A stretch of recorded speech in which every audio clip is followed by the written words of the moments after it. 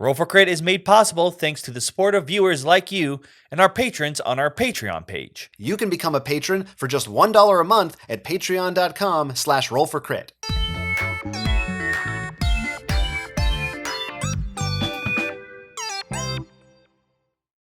Welcome to this Roll for Crit interview. Today sitting with us, we have Jamie Jolly from Shadowborne Games, who you may remember from Oathsworn, a recent Kickstarter that was pretty successful, I would say.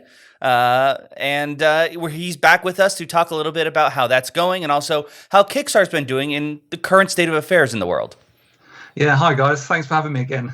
It's been a while, 6 months, right? Yeah, about a year ago, we were at Gen Con in person and got to talk to you and hang out with you a little bit. And now here we are, and some things have happened in the world that have changed. It was a more innocent time, I think. It's definitely a different world we're now in. It's been a bit weird. It's kind of passed me by a bit in a weird way. I've been in my chair working for ever since we met at Gen Con. Basically, I've been in my chair, and occasionally like a nurse comes in and gives me a bed bath, and that's about it. And I'm going to get back to working on the game. So it's been a bit surreal for me because there's I know it's been such a world-changing event, and I've been on the same thing. My chair's a little more squeaky now than it was 6 months ago. That's about it. Yeah, I mean, that was even before Oathsworn had actually launched. So there were a lot of things that were up in the air at that point. So from then to now, and obviously since the successful funding of the campaign and everything that's been happening with the world, and how have things been going behind the scenes? How has the production been affected of the game? What's that process been like?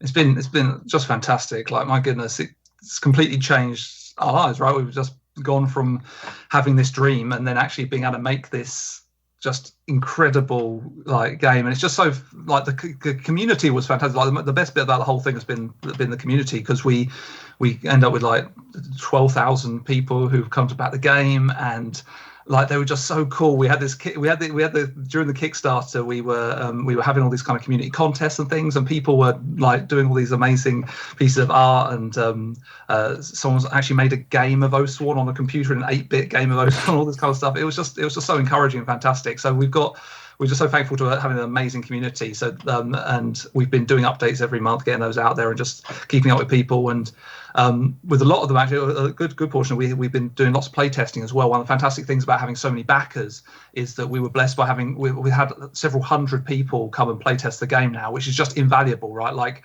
about 50% of games design is actually making the thing yourself. The other 50% is watching other people play and they'll improve it for you. So it's because they'll pick up on so many more things than you can ever dream of when you're doing it yourself. So that's been invaluable. So there's this amazing kind of snowballing effect where, you know, more people back the game, and that allows you to make an even better game because you can open stretch goals and you can do the play testing, which is going to improve the game more, and just get all this feedback. And it's been great. So we've made a lot of good friends, actually. It's been fantastic. A lot of people who've kind of like, you know, kind of everyone's come out of the woodwork, as it were. We've all come out and like joined up together, all these geeks in our rooms, like sorting with our joy of grimdark and dungeon crawlers and things, and so it's been a great journey. But in terms of what's been happening with the production, we were very fortunate in a lot of ways, because we had obviously had a lot of funding, which means we've been able to bring on a few more people, and that helped us keep things a bit closer. We have had some knocks and knockbacks. Different things have happened around the world. Obviously, I mean, China shut down for 2 months. That didn't hurt us too badly as a thing, but that was something that happened. Then we had a weird thing that happened with our team, because we've got a team of 35 people working on the game in different capacities, and so you have these weird things happening, like life happening across such a big company. You know, within 35 people, you're going to have births and illnesses and people moving in and out of countries and all kinds of things happening. So there's been all that going on at the same time, which has been nice. We've been sort of crying with some people in your team and laughing with others and having all that. But so we've just been really just getting our heads down though, trying to get this thing made. So we're it's just get up in the morning, Oathsworn, go to bed at night, dream of Oathsworn a little bit, which is starting to become a bit unhealthy. I start to see myself. If I recall, there's some bad dreams involved in there, so that's probably not a good sign. Yeah, that's it. You start to dream models and things. But yeah, so that's that's been going great. So we had in the end we had a little note. Someone on our team had a personal tragedy, which is not our place to elaborate on it at all. But that was really hard. That was really hard for them, and we wanted to stick by them and do that. And we've ended up having to move our schedule back a little bit. So the game's now scheduled for a May delivery rather than the initial estimate, which was kind of Christmas. But I tell you what's been amazing. We told the community this month in the update, and they were just incredible. They like to a person, they were supportive of us, which is like so much more than I imagined, that was going to happen. I thought people would be very, very upset, but they were just so supportive of what's been happening. And yeah, so just now it was just more encouragement, really, just always encouragement coming out of the community, keeping us going through it all. Yeah, I know for the two of us, we're always, well, we have a lot of games to play and we back a lot of Kickstarters, but we tend to feel that, especially when it comes to Kickstarter, things are going to come when they come, and there's always delays and there's always things that happen in people's lives. And I think more so as the platform has developed and people are more used to how it works, people almost come to expect that, I think, at this point, unless there's someone who this is like their first or second Kickstarter they've backed, they might get upset. But after a while, it's like, 6 months. Yeah, I don't even look at the dates anymore that they're estimated. I'm just like, someday that will arrive in the mail and I'll be happy about it. Very forgiving that way. Yeah, the community's so good. Yeah, that's great to hear that they've been supportive and everything. I mean, you talk about playtesting. Are there any big major ways? I actually caught a part of one of the updates where you're talking about how you're developing some of the way that you hit the monsters in different regions and the effects that can have. Are there any like big ways things have changed over the course of this last few months? Mostly it's in balancing with what's been going on, because the thing that's kind of difficult with making this game is that every encounter is unique. So each one is almost its own game, and then you do another one, it's got its own mechanic, its own stuff, and it's kind of a new thing you have to learn again. And so that's the thing that's difficult, is that what's true of one chapter is not necessarily true numerically of another. And because there's a lot of kind of deep tactical interactions going on between cards, it's not just like you attack someone for +1 damage or +2 damage and that's how the thing works. Those kind of math systems are fairly easy to balance. But when you've got very complex interactions where someone can pick up somebody, throw them at something else, they backflip over a thing, they headbutt that thing, then that explodes, and then this tree falls over, all that kind of stuff. As soon as you start doing that, it becomes like a quantum computer where you add 1 qubit and it's not too bad, and you add 2 and it's 4 and it's 8 and it just becomes this spiraling kind of game state of complexity. And really the only way to balance that in any kind of way is to play test it. You can't do the numbers because you can't tell which paths people will walk on that when there's so many options. So that's really where the value is, just huge amounts of value, just getting people to play it again and again and again, see what the outcomes are like. And generally, as a sort of one of the major things, we've made the game a little bit easier over the course of things. I know you guys had a couple of deaths when you were playing back in the day. Things. I don't think I'd experienced any deaths. I was pretty good, but yeah. We're trying to bring the overall fatality rate down a little bit, so it's more in line with people, being able to, you don't have to write your will every time you go into the Deepwood now. So but it's still tough because it's kind of this balance of it, and wanting to make it so that, because it's interesting. Part of the game is you actually got kind of almost 2 groups of players. You've got kind of like the Dark Souls player, who for them the actual difficulty of getting through the experience is a big part of that game, and then the other one is people who are kind of wanting it for the grand adventure, kind of going in dual wielding and screaming at the top of your lungs, like that kind of that group is kind of wanting to get through it and experience it and move on. And so there's a contention there that we've had to be dealing with between the things, which has been helped by having difficulty settings so that you can move it a bit like that. But it's not a difficulty setting that isn't just about making the game harder. It's about there being a score in the game and you getting rewarded more. So if you can push yourself down the difficulty levels, you get more unique items and you get some of the cool stuff. So you get to loot these monsters for more of their cool stuff that they've got on them, and get yourself a reduced amount of ticks on your KO track, so you end up with a better score overall at the end of the game. So there's kind of places you can kind of tweak your experience a bit to help with that. So that was probably, I suppose, really just getting that down has been the biggest part of things. We spent a lot of time on the item system since we played we pivoted away from single-use items and into the items being on the battle flow system, which is how we had it in the very first iteration of the game. We kind of went back to that, and so we rebuilt the whole item system around that, and that's done pretty well. And we made all the unique items, which because you loot the monster that you're fighting. So if you kill a rat, you can loot maybe some teeth and turn it into a dagger, and you can loot the spine and turn it into a staff, and you can turn the tail into a flail. And I mean, you're speaking Will's language right now. Yeah, I've been bugging Jonathan constantly in our D&D campaign. Every time we kill something usually significant, I'm like, can I take some of its parts? I haven't found a blacksmith yet, though. The town we're in is we're working on rebuilding it. He's got teeth. He's got poison sacks. He's got he's just got a collection. I've got a dragon scale hide. I've got teeth. I've got spider fangs. I got the tail of a sandworm.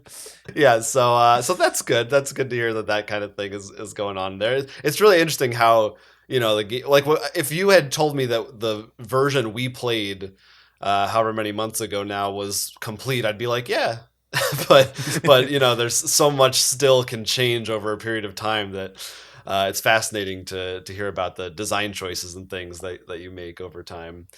But I mean, you're in a unique position, I think, having really felt like the full experience of Kickstarter in this past year, having, being like a smaller indie company, but now with this massive success, and also right in the middle of the pandemic and everything that's going on. So, I know you have a lot of things that you could talk about in regards to just Kickstarter in general and how it's been happening, everything that's been happening in the last few months. Frosthaven, of course, came out and was a giant success. What do you attribute that to in terms of, I think a lot of people thought when this first happened, we didn't know if we would be covering Kickstarter games for a long time because we thought, is anyone even going to be backing any Kickstarter games for the next 6 months? But it turns out they are. Yeah. It's been some fascinating trends actually in Kickstarter. So so one of the things that's gone down during the last 6 months has been the amount of projects backed, as kind of a lot of backers were not sure if now was the right time, if it was going to hit well. But then kind of inverse to that, Kickstarter has just had its best 6 months ever. The more games have been more money has been raised for Kickstarter games in the last 6 months than since the beginning of Kickstarter. This has been their best time, and it's incredible. It's better than 2020 is already better than 2019. The Kickstarter is growing in the middle of the pandemic. Now we saw this is actually a kind of a repeat of what we saw in 2008. The same thing happened during the recession, where people were obviously, so many companies and industries were seeing their stocks drop and seeing troubled times, and yet board games I think increased 10%, I think it was, during that year in 2008, and I think it did like 30, like that the year after. It just went straight through it. Didn't really feel it. And it seems like the same thing is happening here with Kickstarter, is that there's not necessarily recession proof, but it's certainly recession resistant. And that, I suppose what it comes down to is that there tends to be some trends that tend to go against hard times. Weirdly, like often people spend more money on luxuries in hard times because they feel sad, right? And so they're just like, well, things are hard or things are rough, I'm just going to treat myself. And so then there's kind of that mentality often allows people go and buy stuff. And then of course with stuff like this where people have been at home a lot, it's been family time and people just having a bit more time to spend, maybe even looking around. I mean, I don't know about you guys, but sometimes work is so full on that you don't even have time to look at Kickstarters that are going on that you'd like to buy. You miss them because you're just working so hard. So there's going to be this weird thing where you've got a bit more time, you can actually spend a bit more time perusing and thinking about it and convincing yourself, I definitely need that 7th game of the month or something. So I know that's how I've been. I've bought a lot more Kickstarters during COVID because I've been spending a bit more time looking at those ones. Also, there's a thing that where because less games have been released, but more money is going into each project. So what it shows is that people are backing the games that they do back more, and they're getting higher things. Obviously, Frosthaven did incredible and broke a whole record with it just alone. I mean, I think Frosthaven was responsible for more sales than the entire month of April on Kickstarter just for that one game, which is amazing time.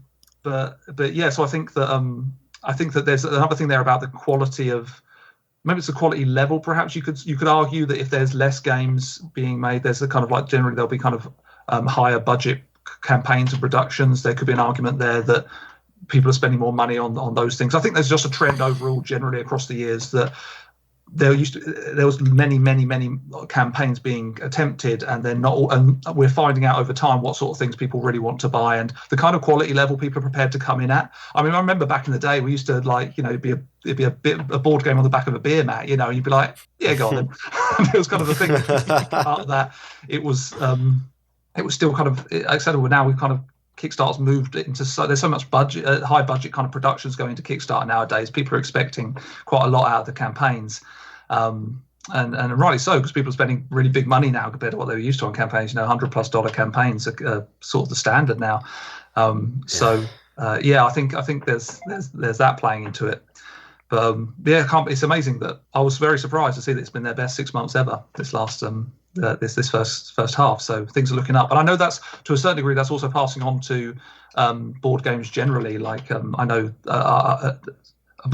people spending more time at home has meant that online sales has been going through the roof for a lot of board games, and people have been selling out their stock. And a lot of companies are running into the problem where the publishers can't restock enough to get it in because, you know, the factories were down, or distribution wasn't being able to get stuff in quick enough. So it's a good industry to be in, really, at the moment with all this. So what you're saying is, if The Walking Dead were to happen, that would be a new golden age for board games. That sounds right. Maybe not for zombie games, though, right? We might have had enough zombie games. I don't know. Pandemic's still selling pretty well. That's true. I've never played more Plague Inc. in my life than I have since the pandemic. Oh boy. Yeah, it's a little scary. I don't know. Will, has your Kickstarter backing habits been affected? I think we're probably we're outliers already. Yeah, I mean, I focus on backing things partially to think of a lot of them are more like, what do if people would want to see it on Roll for Crit? Is usually where my mind goes first. And to be fair, our job every week is to look at Kickstarter. Right. So it's hard for us to miss something. But I will notice, I think the idea is there's a lot less that I've noticed of, like, I remember we joked about this not last year, back in 2016, of how Kickstarter was flooded with all because you get like all the chaff games of like about the U.S. political election and stuff like that were made it look like they're made to be a Cards Against Humanity clone or something. And I haven't been noticing too many of those.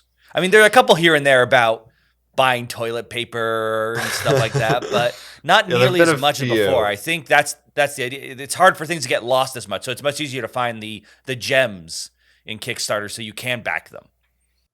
Yeah, I think the community has gotten a little bit savvier as a whole. That it's hard. People are a little better at telling what is a good project or not at this point. Which is, I think, a good thing, pretty good thing. And yet we're still suckers as soon as we see that Kickstarter exclusive.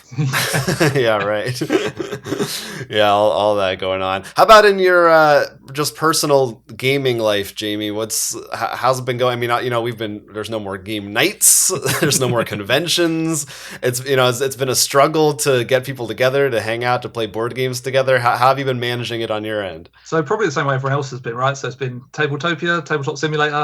Like a lot of that has been we've lived a lot in Tabletop Simulator. That's been fantastic because I hadn't really used it that much before, because we do all our playtesting environment in Tabletopia, which is very helpful from a publishing side of things, because it allows you to very quickly turn over your versions of the game, and you can do it through a browser and all kinds of cool. There's some very useful things there for playtesting. So we do a lot of that in Tabletopia. But for Tabletop Simulator, the scripting stuff that people have done for games is just fantastic. And so there's been some really good games played out there. What's been particular says I really, really enjoyed War of Whispers. That's been a great thing, because they had an environment they set up, and then they had the Kickstarter as well. So I bought everything they've been able to sell me. But that's a fantastic game. That made me feel like a new game player again. It felt like it was 20 years ago. Like this whole cool new mechanic about everyone controlling all the armies on a board, and you're all sort of abstracted, so you're not necessarily head to head with it. You're all just trying to influence. You're like you're the spider and Littlefinger behind everything that's going on. well. It's such a good game. But so we played a bunch of new games, and actually it's been quite good for meeting up. I think this is true of a bunch of people I've been talking to, is that they've been meeting up with a bunch of people they haven't played with for a few years because they moved away or something. So I had a friend who moved to America. We've been playing together. It's been great being able to hang out with people. So there's been ups and downs to it, right? But part of the question, this is a question I wanted to ask you: what do you think? Will we go back to just physical gaming, or will we still play the online stuff when it's all done? Like, I've had mixed reactions as to whether people would still be up for carrying on afterwards. I think mixed reactions is the correct response, because as you said, you were able to connect with more people. It's been a great time. For us, I've actually noticed it's been harder for people, because you used to be like, all right, Saturday night, we're going to meet up at Jonathan's place, usually, maybe sometimes mine, to play games physically in person. If you're at that table, you're there. You can't go do something else. And if you're there at 5 o'clock, you're likely to stay until the end of the night. When you're online, we might be like, let's take a dinner break. Then no one comes back. Yeah, people get distracted. This is probably says more about our group of friends than in general. Well, but yeah, I forget which video we're talking about. I realize it's not just that, but there's something about being in person, and actually being in the same room and looking at each other. And of course, obviously the tactile pieces of the board. It feels really nice to pick up when you get those big miniatures and move them around and rolling dice instead of just clicking a button. Like, even when we play any like Dungeons & Dragons online, I prefer to roll my own dice versus using the digital counterpart. There's something it feels very good whether you get that critical miss or not.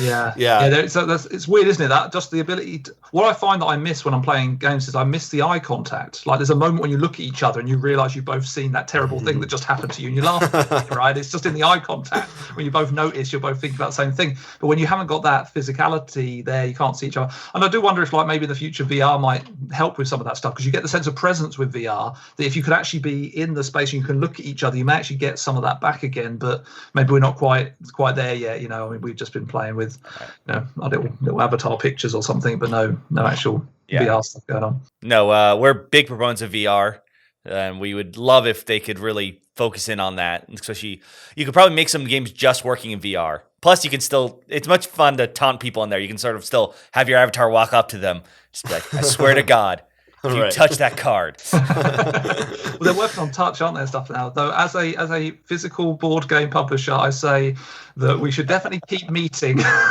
Definitely keep, especially model games. We should try that. Yeah. No, I mean, yes. I don't think anything's ever going to replace that experience, because I mean, if it had, then we would still be playing video games. Like, we wouldn't have gone back to board games for a lot of people who like kind of came back into the hobby after being kids and everything. I think that's an experience that's very special. But there are some nights we're playing games online, and sometimes it is easier to get certain people at certain times, or sometimes we would be like, oh, we need to review this game, let's try to play it on like a Wednesday night and just see, and like another person will join, and we never would have been able to play with another person at that time in a normal world, probably. Yeah. So there's definitely advantages to it, and it's like almost like maybe we should have a digital game night and then a physical game night or something like that. There's interesting stuff. Have you we've been playing Forgotten Waters, which they created a whole remote play app for. Is there any, maybe like games would have that as an option in the future? I don't know if that's a whole lot of work. Is that something you would ever think about for Oathsworn? Maybe a way for people to play it remotely. Is it even possible? It's a level up. I tell you what, with the apps and things, apps are a whole world that you should be careful at getting into. From a publishing side of things, I'm talking to publishers now, because it's a big part of a development cycle for a game, and you've got to really kind of make sure you know where you're going with that, because they can spiral out. The costs can spiral out very quickly, and you've got to be very careful to keep. To know what your functionality is and what that means, because you've got all these. That's the problem with software, is you have to make sure it's compatible with all the different things you need to do. And if you're handing someone a book or a game, they're going to work, because they are people who are physically there. It's difficult with apps and things like that, because you don't necessarily know what devices people are using or whether or not they can all like work together across different devices and things. So yeah, but certainly I think we've just been really blessed with Stacey, with she's our software developer over in Ireland, and she's just fantastic. And so she's built out from the ground up herself, which is just amazing. And all the functionality is coming together nicely. And I get these kind of late. She's always up like late at night drinking coffee, like I've cracked it. I've got another bit of the functionality in, and she's managed to get time tracking properly or something. And it's exciting watching her work, because it's like a whole big puzzle for her doing that. So the app's coming along really nicely, actually. As well as everything, it's really cool. Actually, we're about 90% complete on the game now. It's really exciting to see.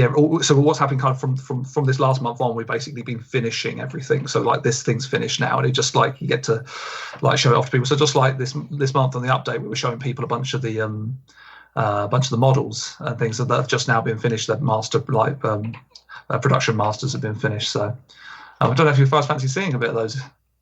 We would love of course. to see those. It would make my day. Yeah, and some of these, have you been seeing them in person? Personally, or no? These are actually coming from China, so these are actually Panda's been put there. So we've been working with Panda, and we've got 2 engineers on our team. We've got Toby and James. They've been basically just slogging away at this for 2 years, like getting these ready. And so the models were very much like there before we gave them the Panda, but then together they've been able to work on, because different plastics have different sort of like viscosity, I suppose is the word that I'll say from a point of view. Is that so you can get, like, you need to use different plastics for different things. So you use ABS mixed with PVCs to get like nice sharp swords, and PVC for larger bolt that you need to do, and all this kind of stuff. So we've got the brood mother here. So you guys saw at Gen Con the prototype that we had from our 3D printer, and this is the actual production master. So this is what they'll actually look like when you get the game. And she comes in, is it 5? She gets 5 pieces that will be pre-assembled, but there's all this thing with when you make these models, trying to get them to look dynamic, you kind of have to add sort of different parts to her. So because you can't just mold this tail connected to this body, they have to be kind of cut off and stuck on separate. But then the way that you then make them look good is that you put, like, for instance, her cut line, you can't even see it, is just between her bottom and the tail there. So it just becomes very hard to be able to pick it out. So that's same thing with the rats. They're actually not part of her back, but the way that you can make all that detail there on the rats is by having them as a separate piece that then gets assembled. So with these big monsters, there are a couple of pieces, but we get them all assembled in the factory. But very exciting seeing them come out. And we've got some of the allies here that we incredible. had. So you guys, because you guys are some allies in the game. That's us. True. You guys are allies in it. So when you get your ally card, this is how you'll represent Will and Jonathan. And these are actually female allies, so you don't have to represent them by this if you don't want to. So we've got the female allies here with all the details coming out, which has just come out lovely. This is part of one of the benefits we have with the scale that we went to, is that we could actually make it realistic scale. So you actually get things like noses and mouths and like nails and things. So that's quite exciting. So here's some of the male ones. So this might how you might represent Will and Jonathan on the table. Which one do you want to be, Jonathan? Left or right? I mean, I think I'm probably more of a left type.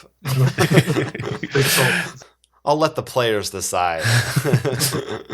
But yeah, so this is so these are some of the allies. So this is nice, because what's happening kind of every month from now on is we're going to have loads of models to show people, because all the models, I mean, this is only like a tiny percentage of the models. These are some of the sentinels from the Grove Maiden. So she's got 8 of these. Yeah. Creepy. Yeah, so this is her big daddy, ancient guardian, that looks after her. So this guy's romping around the board, whacking things while she's building all these sentinels and taking over the board and casting all these kind of spores out there that are doing damage and things. So yeah, she gets quite a lot. Here's some of the rats that we got from the brood mother, then come on the board as they start. She starts releasing the brood, and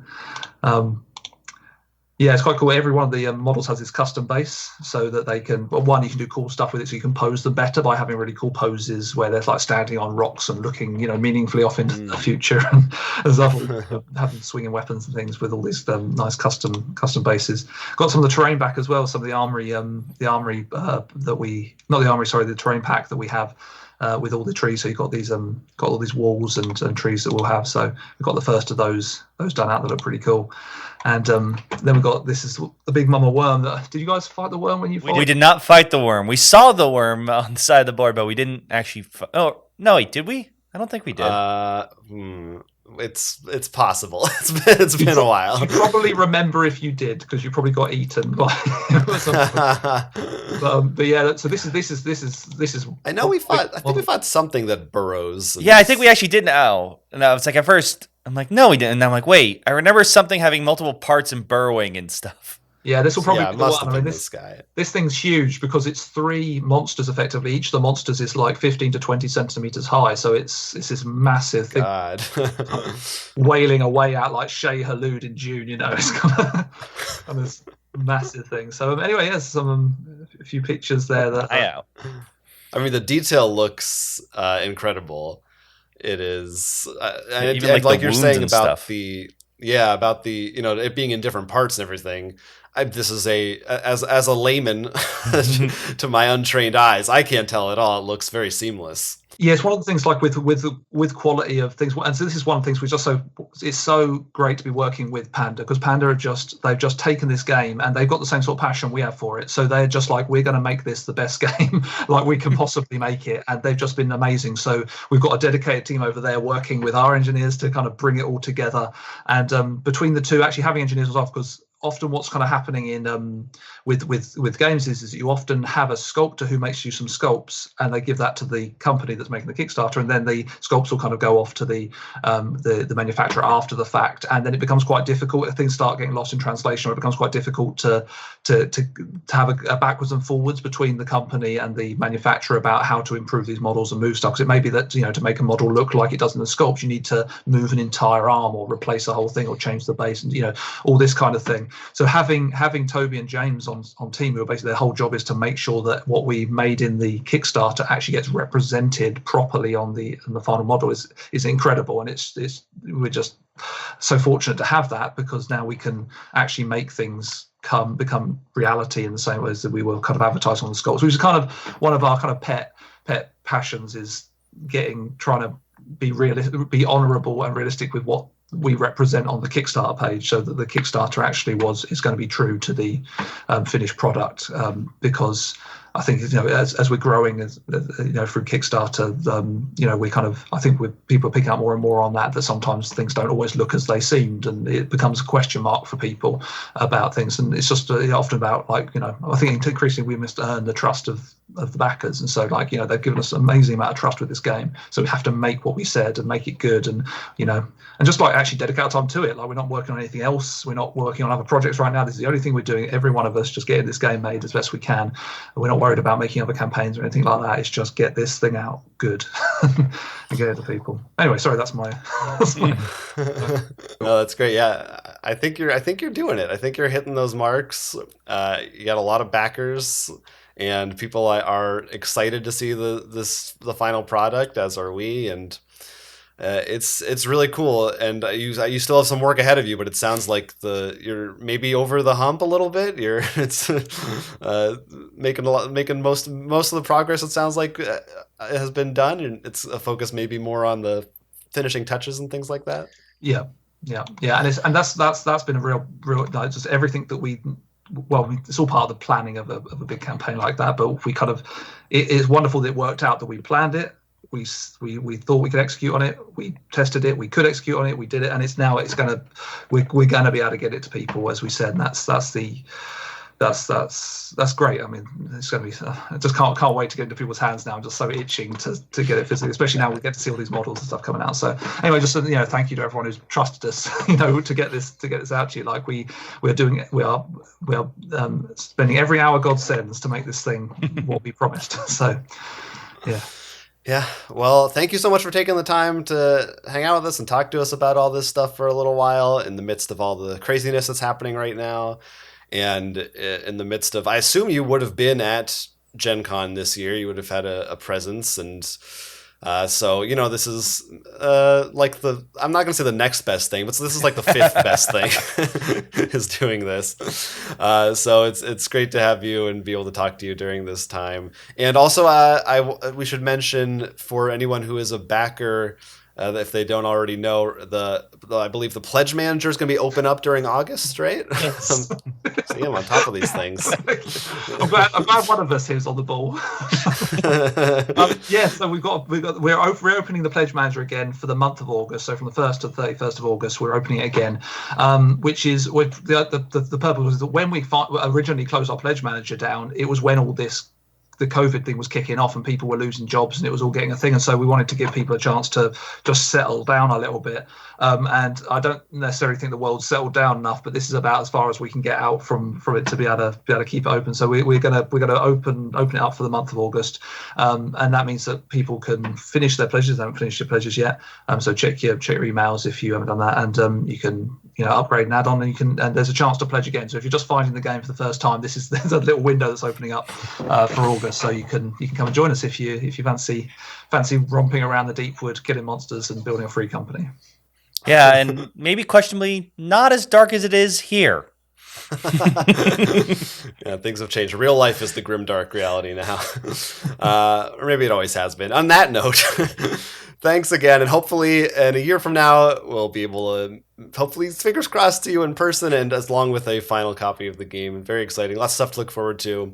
Again, the game is Oathsworn Into the Deepwood, for anyone who missed it. We've been talking to Jamie from Shadowborne Games. Thank you so much, and until next time, see you guys. Bye. Bye. You always got to wave to let them know you're leaving. Thanks to all our members of our Patreon page for making this show possible. You can sign up for exclusive benefits or help us by liking and subscribing. You can also take a quick survey to help us improve Roll for Crit, and in exchange, you'll receive access to a Patreon exclusive podcast episode. Stay up to date on all our Gen Con online coverage, including live gameplay at rollforcrit.com.